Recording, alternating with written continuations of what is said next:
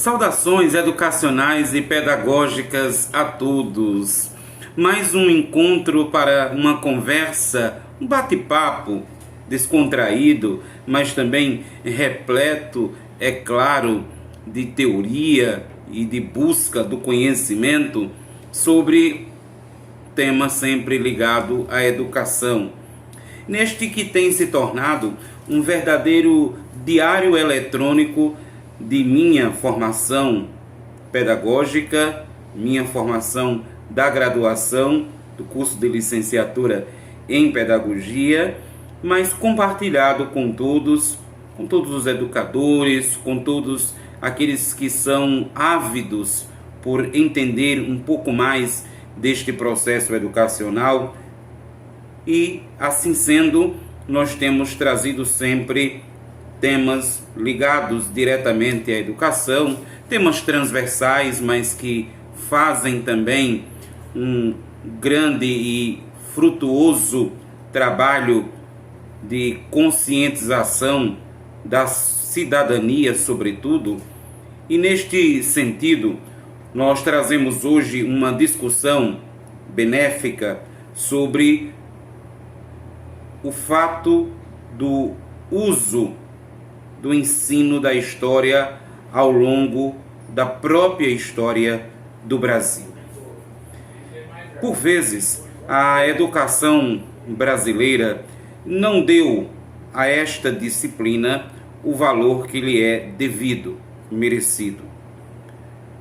Por vezes, a história foi colocada como que de lado, como uma disciplina, mas não como algo que pudesse influir diretamente na vida das pessoas, na transformação da sociedade, na construção de uma sociedade mais justa, mais fraterna, mais solidária, não só aos moldes daquilo que outros povos, pensamentos, ideologias ou culturas podem nos apresentar, mas da forma como nós mesmos nos vemos enquanto sujeitos protagonistas de nossa própria história.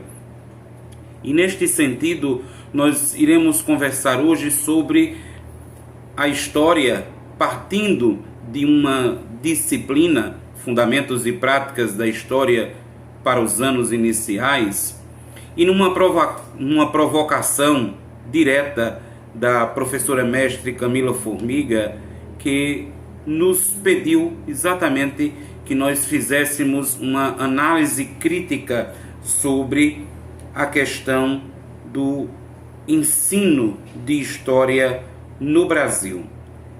E esse ensino de história no Brasil vai ser retratado através do artigo científico da professora e doutora em História Social e professora de Metodologia do Ensino de História e do Programa de Pós-Graduação da Faculdade de Educação da Universidade de São Paulo, da USP, que é a professora Kátia Maria Abud, que nos traz no seu artigo científico A Guardiã das Tradições, a História e o seu Código Curricular, algumas provocações sobre este tema e sobre a forma como a história foi literalmente contada, passada de geração em geração ao longo dos séculos no Brasil. Nós não tivemos, talvez, o tempo hábil de nos colocar mais profundamente sobre o texto, também sobre o contexto, sobre tudo aquilo que está nas entrelinhas, mas uma análise crítica é sempre feita partindo de uma premissa, partindo de um subsídio, neste caso um artigo científico, e cabe à pessoa que fará a análise crítica apontar, levantar pontos positivos e pontos negativos dentro desta visão apresentada pela autora em questão. até brincava com a professora Camila de que para mim não haveria dificuldade alguma em fazer uma análise crítica, porque eu naturalmente já sou um ser muito crítico. Então, por ser alguém de uma criticidade já aguçada, isso talvez tenha me ajudado a mergulhar neste artigo científico para fazer uma análise, embora não tão profunda como o texto merece, mas posso lhes dizer que não foi também superficial.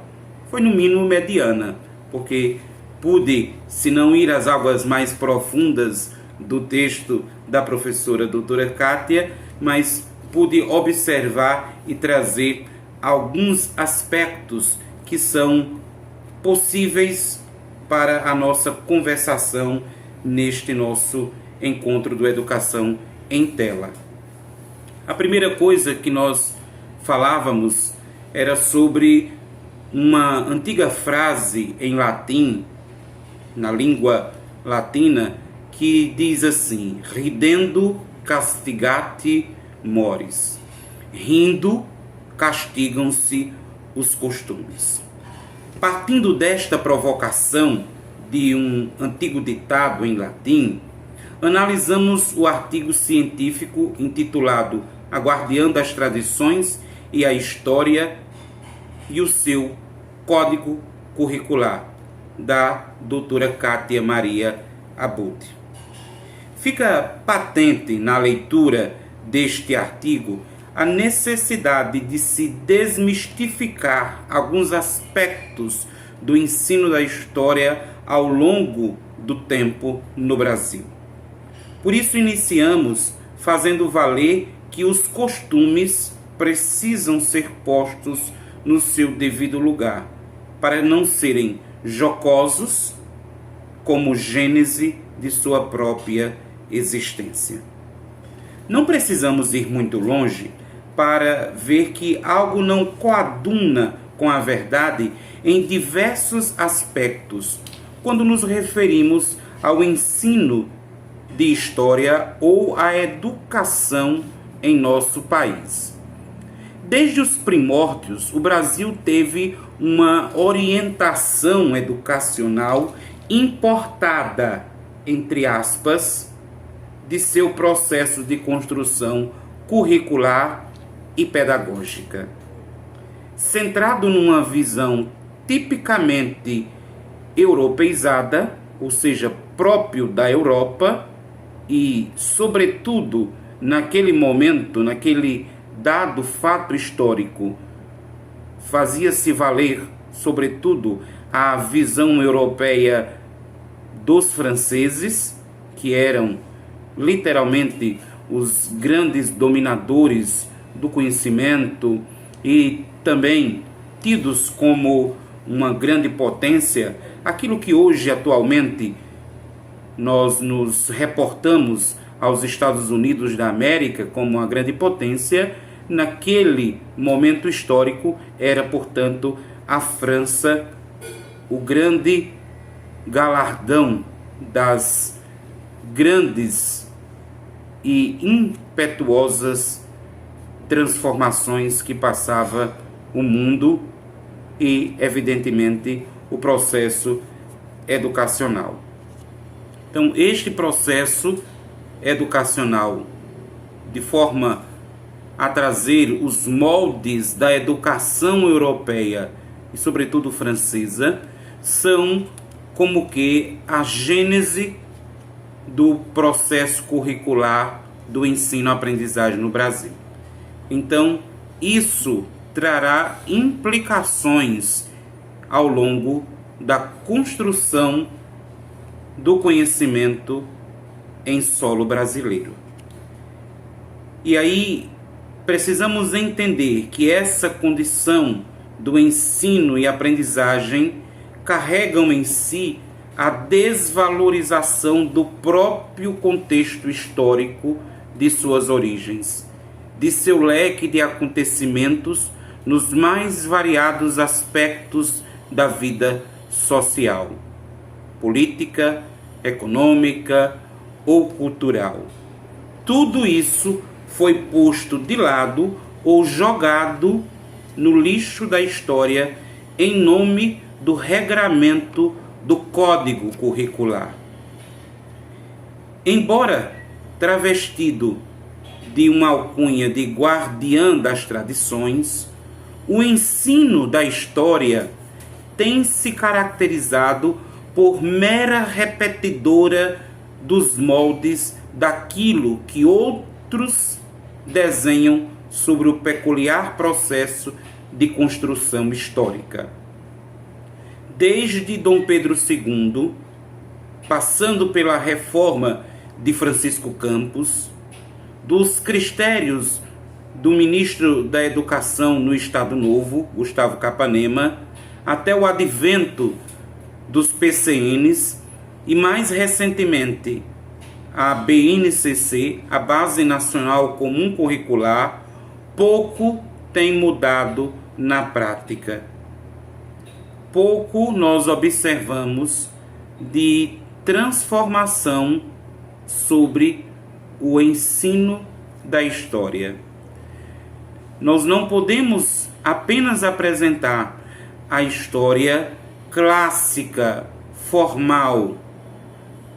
Não podemos trazer apenas as páginas gloriosas que se fizeram literalmente pintar nas entrelinhas da história do Brasil e também na história clássica mundial, sem esquecer os fatos que antecederam a este próprio processo.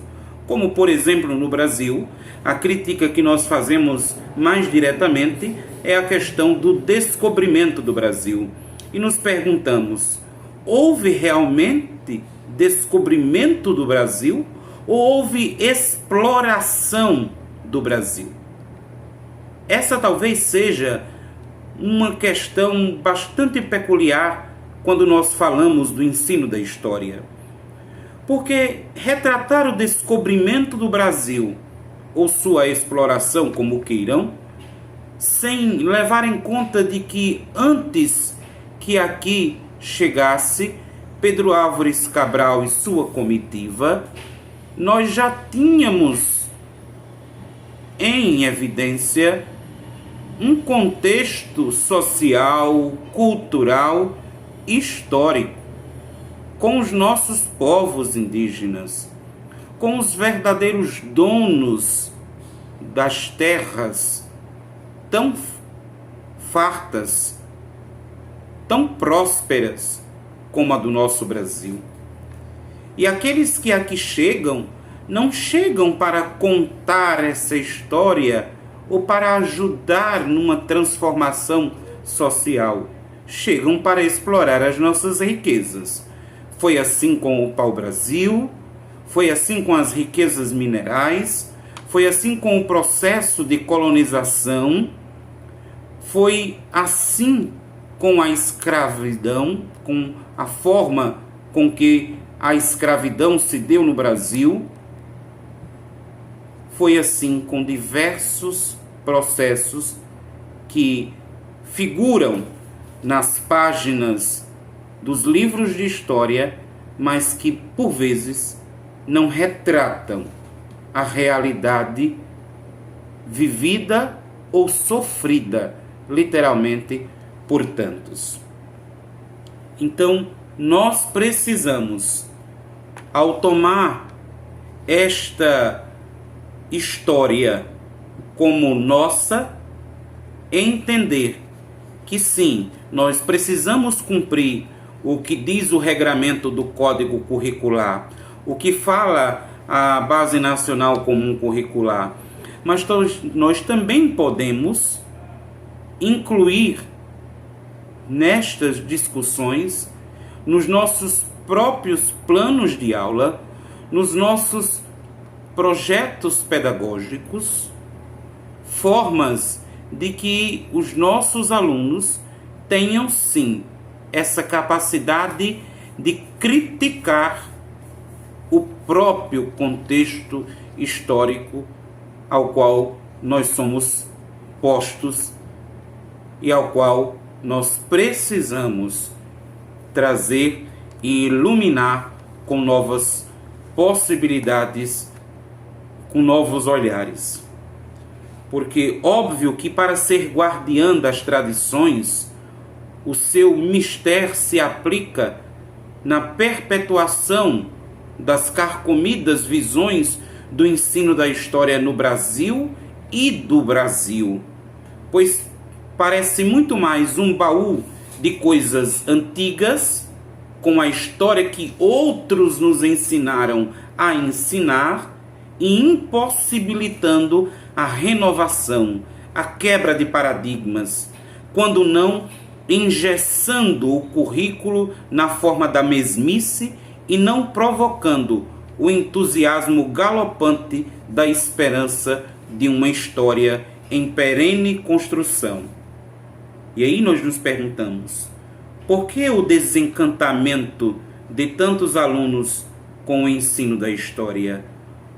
Por que, historicamente, os alunos não se colocam diante desta disciplina com os olhos cheios de entusiasmo, como fazem com outras disciplinas? Algo de errado estará a ocorrer. Seria o ensino, a aprendizagem, seria a metodologia aplicada? Ou seria, portanto, estes exemplos que nós trouxemos impactantes para, de forma negativa, não entusiasmar os nossos alunos? Quando nós falamos do ensino da história, do ensino de história, nós precisamos sempre lembrar que não são coisas velhas, antigas, obsoletas, ultrapassadas, mas são fatos históricos que precisam ser narrados, que precisam ser estudados e que são, sim, importantíssimos para a construção deste currículo, desta formação acadêmica. Portanto, a história importa, sim, e ela precisa ser valorizada como tal. Espero que você tenha, pelo menos, despertado um pouco o interesse sobre a questão da história, tendo-a como a guardiã das tradições, mas também como um componente curricular importantíssimo. Se você gostou, não é história de Trancoso, mas dá um joinha, curte o nosso vídeo, comenta o que você achou, se você concorda, se você discorda, e vamos assim criar uma teia de amigos que juntos podem refletir sobre as questões educacionais e pedagógicas. Mas se você gostou mais ainda, vamos espalhar essa história? Compartilha conosco e com tantos outros este conteúdo. Muito obrigado e nós nos encontramos no próximo Educação em Tela.